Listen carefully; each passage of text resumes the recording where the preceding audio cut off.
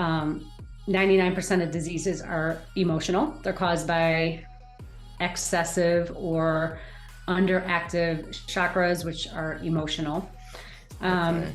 So not to go too far off track here, so as I was on this journey, I got married, had kids, and things weren't going well. And before I was divorced, my ex had me thrown in jail. And so Mm. it was about a 24-hour stint in jail. And as I'm sitting there waiting to see the judge, at the last 20th hour, Mm-hmm. I decided I had a choice. I could let this take me down, feel like a victim, woe is me, pity party. Right. Or I could rise above and, my kids need me. I have to stay strong and understand why this happened so that I can grow from this. And so I call myself a subtle energy alchemist. And what I ascribe to that title, but what I liken that to is, everyone is, not everyone, but most people are looking to change, to grow, to expand, to, whether it's lose weight or heal from a disease or something mindset like addiction or anger, whatever it is, we're all, most of us are looking to grow, expand. And oftentimes we go outside of ourselves, and really the answer is within us. But in order to do that, you have to be able to tap into your subtle energies. And most people who are looking to change, they have families, they have work, they have all these other responsibilities that they don't want fully disrupted. So you can go on this journey and go like real quick and rip the Band-Aid off, which is a way to do it. And that might work for you. But most people are like, oh, it's too disruptive. And so subtle energy alchemy is about shifting yourself in a way that works with where you are right now and your pace. It's not my job ever to be like, hey, move it this pace. Never. It is your journey. You may pick up the pace and you might slow down. And so what I do is help shift your energy, your frequency, your vibration, so that you can start to pick up the cues, the internal, intuitive, natural cues that you need to change your life. And so today you might be craving a beer, or you might be craving, a lot of this is subconscious. Okay. So you might be craving, and I say craving, like it's like this urge, this desire to go out and feel angry, like honk at somebody in traffic or get in a fight with somebody, or feel, there's a lot happening in the world right now, feel fear over this, like people watch the news because they're addicted to the drama of it, because they're looking for an emotion, right? So instead of always feeling these cues that aren't of your nature, you would hopefully pick up cues that are of your actual true intuitive nature. So maybe I need a glass of water. I need to take a nap. I need to go barefoot in the grass. I need to get some sunshine. I need to hug somebody. I know my son is 15. And so, 15-year-old boys are, 15-year-old boys. And he told me that, he told me in school the other day that he goes, I really needed a hug. And I asked my friend for a hug. And even though he's got like OCD and he's a germaphobe, he hugged me. And he's like, wow. Like in high school, I'm like, wow, that's pretty impressive. So I do teach this to my kids, and I teach this to people around me. It's not just something I blab about. But the whole idea is to grow and expand for you, not for anybody else. Nobody else matters in this case. It's what you need. And when you do that, you're actually helping everybody else around you. And it's a pay it forward butterfly effect. Exactly. Kind of thing. Okay. How did you get started on this journey? So 2 scenarios. I was diagnosed with multiple sclerosis in 2000. And I was finishing up my master's degree in kinesiology. And so I was already very well versed in exercise and pretty well versed in nutrition. And so this kind of was a slap in the face. It was a wake up call, of course, because every disease is. And I initially went on medication, but it wasn't helping. And so I had to figure out how to heal myself naturally.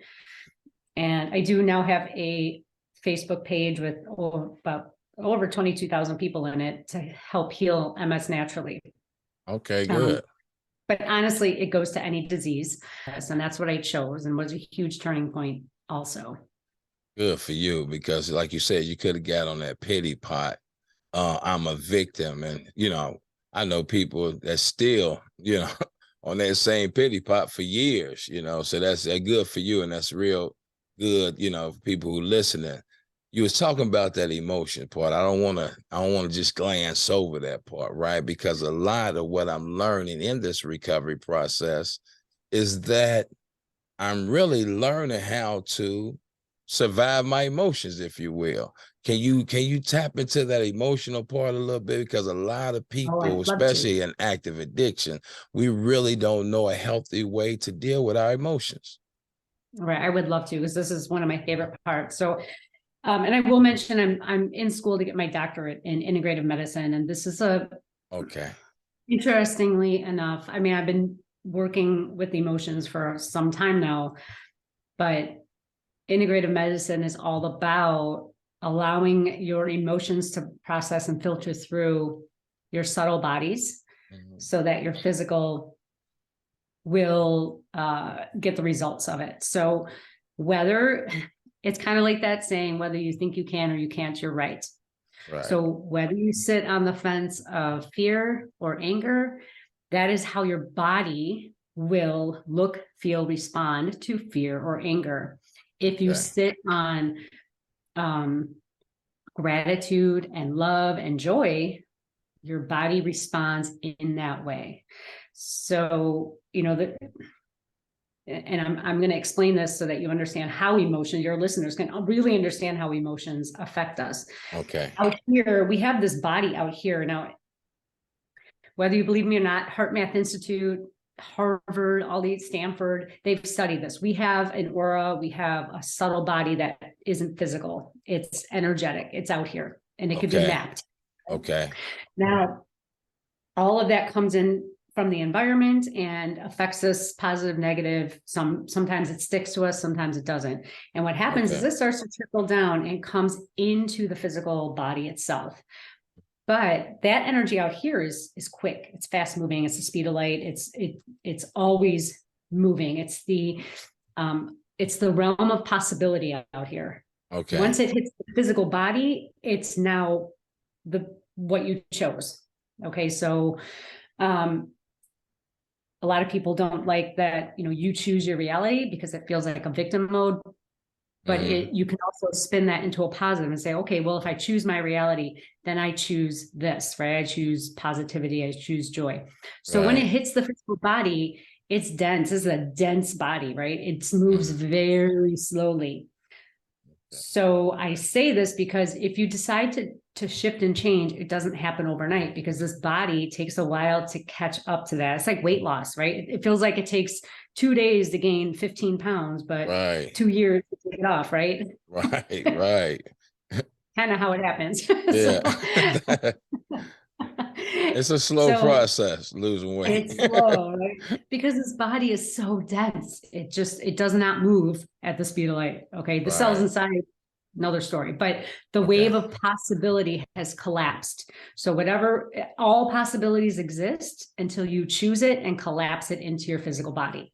So what that means, this is quantum physics, so I won't go too deep, but what that means is... Go ahead. I like education. Okay, awesome. All right, so quantum physics states that, you know, all possibilities exist all at the same time, always. And so you get to decide what you choose from that. And when you consciously decide, you collapse it into physical reality. So I decide that this is a piece of paper. It is a piece of paper because I've collapsed it into one on a conscious level. Okay. Now, with that being said, I didn't know the physics and science behind it, but I have experienced that. And what we say in recovery, You know, when somebody is in a funk, or you know, like they angry, or you know, pity pot or depressed, whatever, we do what we call a gratitude list, and we begin Mhm. to write things down that we're grateful for. And through my experience, my whole attitude changed. I began to feel more joyful. Okay. I began to. So you just teaching us the science behind it, but we, you know, I do know that. But what I'm thinking about, it seems like it draws the energy to me. If I'm thinking love and I'm thinking harmony and togetherness, it seems like that energy is being drawn to me. Is I'm explaining it right?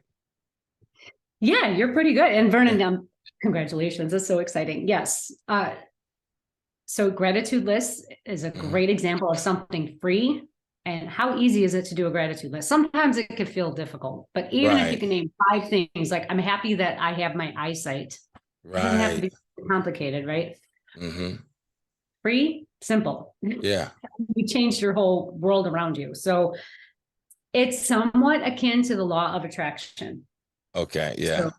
yeah, right. So if you ever notice that you see angry people, they attract more angry people, right? They're maybe the ones always in the fights. They're maybe always the ones that are just angry with the whole world, right? Right. Mm-hmm. Or people in fear. People in fear are, you know, much meeker. They don't voice up their opinion. They, you know, they kind of shy away. They go in the shadows because they're afraid of everything. You know, we Yeah. can think something big that just happened in 2000, 2001, still trailing off, right? So Yeah. the whole world was under lockdown and afraid to go outside because Yeah. of fear. Yeah. Yeah. So my point is that the emotions create your physical reality. So for example, fear feeds on the kidneys and the bladder. All right. So for Okay. your women listeners, they're going to understand this. If you have a weak bladder, Mm-hmm. well, even men too, but if you have a weak bladder, you go to the bathroom a lot. If Yeah. you have like water retention issues, if you're always thirsty, or, you know, all kinds of like anything with fluid in your Mm-hmm. body, that's fear. Fear loves Wow. kidneys and bladder. Whereas anger Mm-hmm. feeds on the liver and gallbladder. And so if you have problems with constipation, diarrhea, if you crave alcohol, Mm-hmm. that's anger. That's a direct link to anger, because anger and the liver, they love sugar, loves sugar, loves, Okay. I was about to ask you about sugar. yep. Sugar, just sugar tied to that anger. Yes, sir. Wow. Oh, Sure I'm a is. mad person. I'm angry then. We laugh, but but it's things like that you know, people are not aware of, you And so know. here's the thing though, and I have to make sure I explain this well, because anger comes in many forms. Anger and Okay. fear are very big umbrella terms. Okay. So fear can be like worry and nervousness and being timid and all, you know, you have stomach issues. Anger, it can be passive aggressive. It could be Mm, impatience. That was one of mine. Oof, okay. I had severe impatience.